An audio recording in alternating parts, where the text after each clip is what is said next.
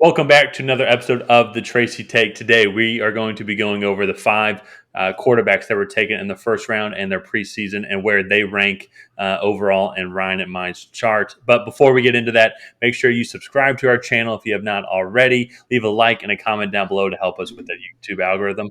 And Ryan, let's get into it. My list changed because I know we did a list at the beginning of the preseason on where Mhm. all of our quarterbacks were, and my list I think changed a fair bit. I'm very curious to see how your list ended up and why some guys moved or didn't move and why you kept them in that spot. Yeah, no, definitely. So my list changed ever so slightly. Not anything major on my end. I think the guys that started out well kind of finished well. Hmm. And then some of the guys that didn't, I think definitely improved, but not enough to kind of catch up with some of the guys that I had ahead of them. Yeah. Hmm. Not to give any spoilers if you've already seen the other video, but Yeah. Hmm. I think for this video, we are going to be going in draft order. Just so that way we're talking about the same player at the same time because we have not discussed our order yet. So, with that being said, let's go ahead and get right into Trevor Lawrence. Let's talk about his preseason really quick. Hmm. I have him as the number 3 quarterback. He had a little bit of a shaky start for me. He held onto the ball too long. Some of those sacks in that first preseason game were definitely his fault, but he definitely got better against New Orleans, and then I think it was the Cowboys Yeah. in Week 3. He ended up throwing 31 completions for 323 yards with 2 touchdowns and no interceptions. He had no rushing yards, and he had a 70.5% completion percentage, which is pretty good. I mean, that's what you want. I think the app you used to want around 60. I think that is slightly going up now Yeah. uh, Yeah. Yeah. as the NFL evolves into a much more pass-heavy game. But overall, I think it was a solid performance. He definitely could improve on some things, but I was pretty happy. If I'm a Jags fan, I think you definitely have a solid cornerstone to build a team around down there. So. Absolutely, yeah. I thought just from the eye test, I thought he looked fairly good. It was kind of what you expected out of Trevor Mhm. Lawrence. He didn't really do too much that was super flashy, Yeah. but at the same time, you don't really need that out of your quarterback today in the NFL. You need a quarterback that is accurate throwing the ball in the pocket, Mhm. but also able to run and kind of improv and keep plays going, which is what Trevor Lawrence is able to do. For me personally, I have him fourth overall on the overall preseason performance, and it's not really like anything that he did that was negative. It was just he did what was expected of him, Yeah. which probably wouldn't say is the fairest for him, but I think some of the other guys on this list showed that they can do.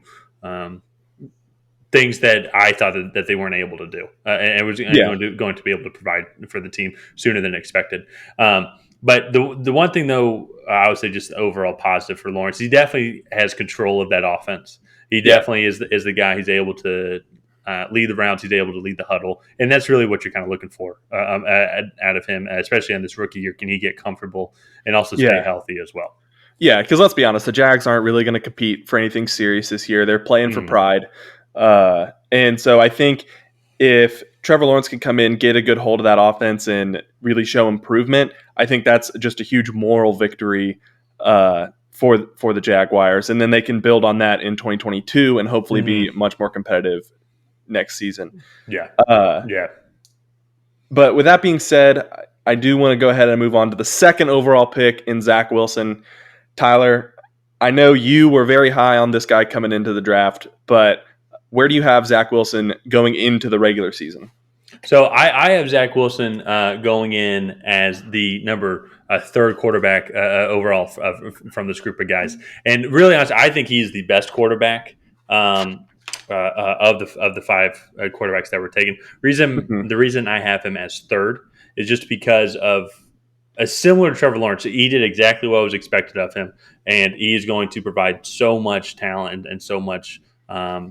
I would say improvement to that Jets offense, and there's also a lot of better pieces around him as well. But similar to Trevor Lawrence, it was anything that he didn't do. I thought he was the best quarterback, but Yeah. just based off overall performance, he did exactly what was expected of him, and so that's where for my ranking it is going to be just because it is he did what was expected of him.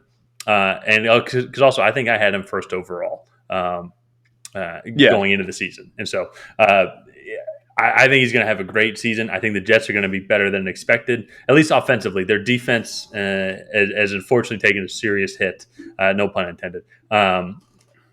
Kind of going into the season with a lot of injuries, and so Zack Wilson and Corey Davis, they're going to put up a lot of points. But what about you? Where is Zack Wilson? So Zach Wilson was on my number one after the week one of the preseason, and he is actually still there.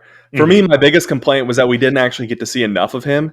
I would have Yeah, loved for Zach Wilson to come out in week 3 and at least get 2 more drives to kind of even put up similar numbers to these other 4 quarterbacks that we're talking about. yeah, So, but in that sample size, I mean, eye test wise, he looks the part. He has the mm-hmm. arm strength, the accuracy, the pocket presence, the athletic ability to succeed at this level.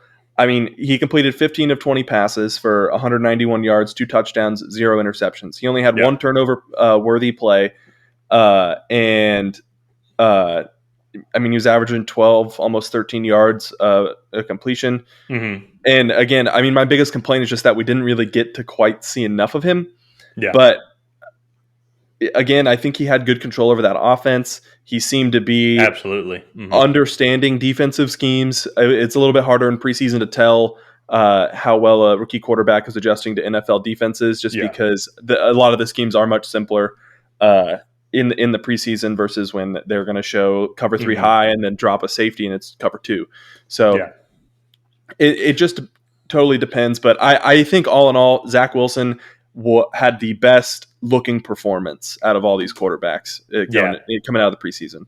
He and as I said, he is I think the best quarterback of the group. But with the preseason, it is kind of hard to tell Mhm. what more they can add. How are they against certain defenses? Because defenses are not going to be showing you their true colors really, and it also Yeah. is kind of same with the offenses as well. So it's kind of hard to get a good read. But it's really and how I looked at it, it was the value that they're going to add to the team. And Yeah. Wilson, he met all the expectations, but it was just kind of one of those. We'll see how that translates into the regular season when he starts playing some serious minutes Yeah. Yeah. every single Sunday. Yeah. Mm-hmm. Yeah. No, definitely. But let's go ahead and get into Trey Lance. Uh, for me, I had him as my last ranked quarterback. I want to say that's probably a little bit different for you. Oh, so you have him as your last ranked quarterback going in now? Yeah. Yeah. Yeah. Yeah. So I have him up a little bit higher. I actually have him as the second ranked quarterback based off overall preseason performance. And the reason why I have him so high is I think that there are still a lot of faults or flaws in Trey Lance's quarterback game. But what I think is really important is what the value that he brings to that 49ers offense. And if anyone watched the week 3 preseason game against the Raiders, Kyle Shanahan was implementing kind of a QB rotation where Lance would run out and then Garoppolo would run out, and they bring in new plays. And I think that value that Lance brings onto that team, going in the preseason, I thought he was just going to be a backup, and the only way he would play is if he's playing every single minute.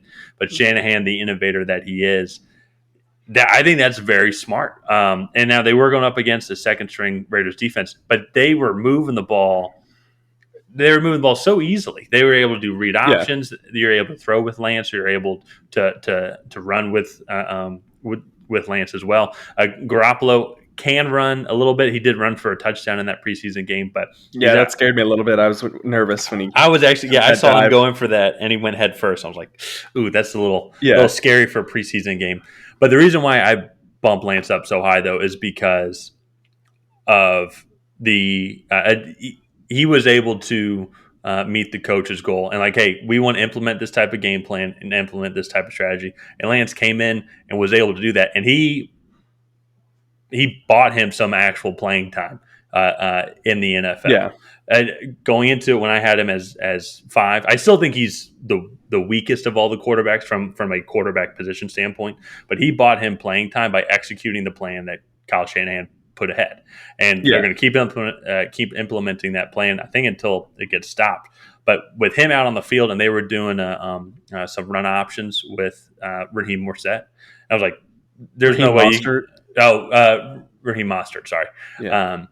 There's no way they could stop that. I mean, they're both almost untouchable. And so that's why myself, he bumped up so much. It's because he Yeah. actually improved so much and actually said, Coach, I provide some value to this team. Obviously, they already knew that he had value to this team, but he can help San Francisco 49ers from week one while also then playing Jimmy Garoppolo as well. Yeah. And so for me, while I think all that's great, teams that have run a 2 QB system have historically struggled. Usually teams that are really successful have one guy back there that runs the offense Mm-hmm. and does it well. And so for me, from a quarterback perspective of like his actual quarterback performance, he was 19 of 41, 276 yards, and he threw 3 touchdowns, but he also threw an interception and had the most turnover-worthy plays of all quarterbacks in the draft class in the first round. He did have a rushing touchdown, so that is a bonus in his favor that he has that ability that a guy that we'll talk about in a minute does not have. But all in all, having a 46% completion percentage and eye test wise, I think he looked really raw. He did improve from week 1 to week 3 in the preseason, but he still looked very raw in week 3. Mm-hmm. And so I have high hopes for Trey Lance in the future. I just think he needs time to develop back there and go ahead and kind of just mature in the pocket and do that. Well, So absolutely, especially with Lance, he is going to mature and develop into the QB. But for him to get some valuable playing time now going into this season, I think is going to be huge for his career moving forward.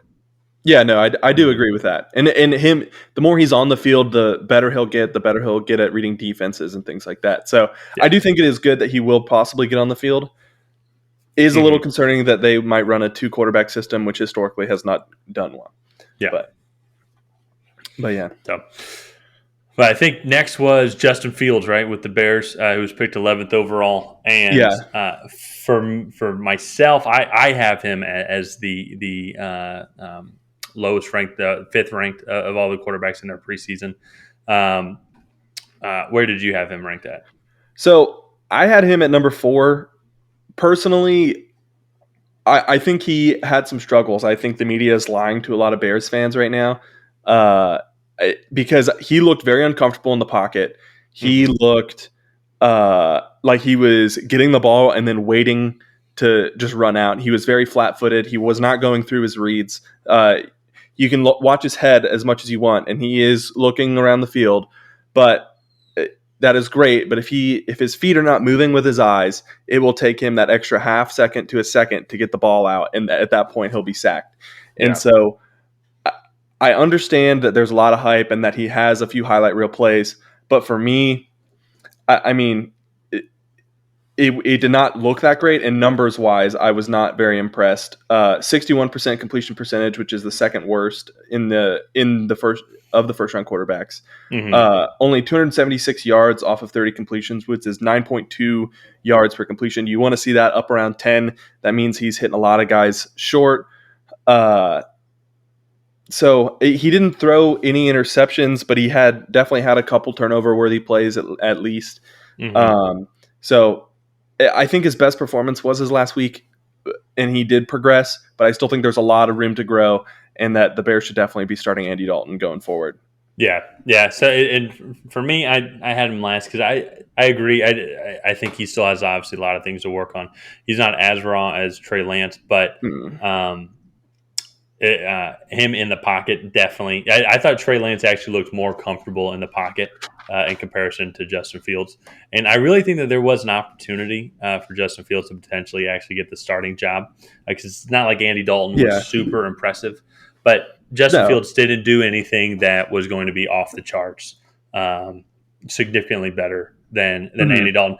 Besides being able to move the ball with his feet, that's something that he does provide to the Bears. But if he's also, you said he had the 61% completion percentage, I think, I think that would have been 30th or 32nd if that was the completion percentage for all for last season's rankings.